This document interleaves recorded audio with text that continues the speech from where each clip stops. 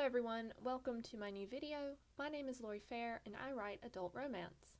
I currently have 5 books published, all of them romance novels with different heat levels, so feel free to check those out in the description box below. For part 4 of this series, I will be going over how to submit your finished manuscript and query it to publishers.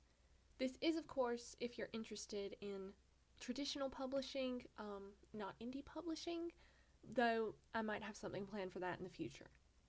So I'm not an expert at this by any means, but I've been through the process and I've had several rejections before. And I got my first contract with an amazing publishing house, so I'm just sharing my own personal experience with a few tips and tricks thrown in at the end. I started querying in February of 2019, and I did not have an agent. Harlequin was the dream publisher, but that has changed for many reasons that I won't get into. But each publisher does have their own requirements, so I would recommend starting with a list. Make a list of publishers that you want to work with and that are accepting unagented submissions. And then you'll have to check each publisher's submission guidelines to make sure you meet their requirements. So you definitely want to make sure you're in the right genre, but some universal requirements include a query letter, which is how you introduce yourself and your story. You would include a short description of your book, a hook or a tagline, and any comparison titles. Lizelle Sambry has a wonderful video on this, and I've linked that below as well. You'll also need a synopsis, which is a 2 to 5 page summary of your book, but you'll have to be careful. Some publishers don't want this to have any spoilers in it. So that's something you would have to check on first. The next thing you would need, of course, is a manuscript, though most places might want the whole thing, but I have seen a few publishers that only require the first 3 chapters or so you'd really want to pay attention to that. Next, you would need a series plan. This is if, of course, you're writing a series, and it would just include a few paragraphs that detail the general direction you're going to take the story in. Now, once you have everything, you can just start sending. I would recommend doing a email address. If you have a pen name, making a new email address, because you want this to seem very professional. It can be the hardest part. It can be scary, nerve-wracking. So you might want to find someone that you trust to do this. I, of course, did it myself, but I do know some people who ask their husbands or wives and will be like, hey, can you send this for me? It's just a little too much for me right now. And they'll prepare everything and then give them access to the email address. Just make sure you really trust the person that you're having do this for you, obviously. Now, a few tips that I can offer you. Make sure you're sending the right files.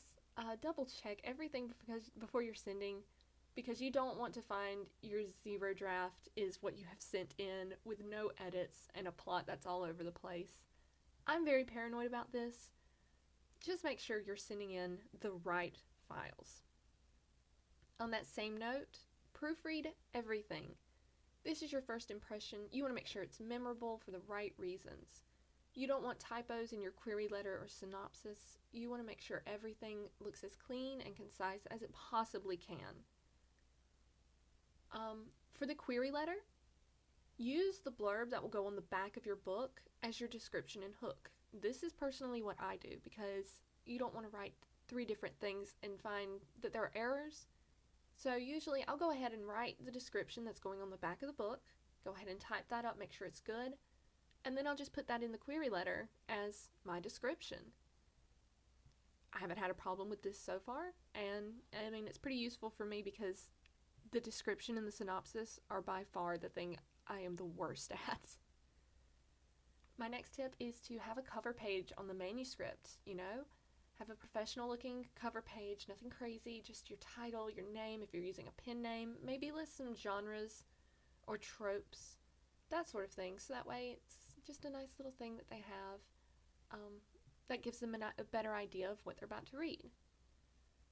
My last tip is to be prepared for rejection. This happens to literally everyone. It's no reason to give up. I lost count of the amount of rejections I had before I found my publisher. It's gonna happen. You're not the right fit for everyone, but you are the right fit for someone. Now, I will have a bonus video, maybe a couple, to go along with this series. I'm not sure when those will come out. Like I said, they'll just be little bonus videos.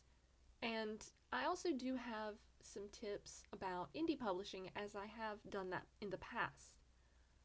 We won't get into that today, but the experience was great, and I did learn a lot, and I do have some advice. But this is mostly where I can offer help, is in traditional publishing. As always, questions are welcome. I would love to know what point you're at in your publishing journey, whether it's indie or traditional. I just like to follow other people's writing journeys. It's very inspirational for me. It's very fun to get to know people. So that's all I have. Thank you so much, and I'll see you in the next video. Bye!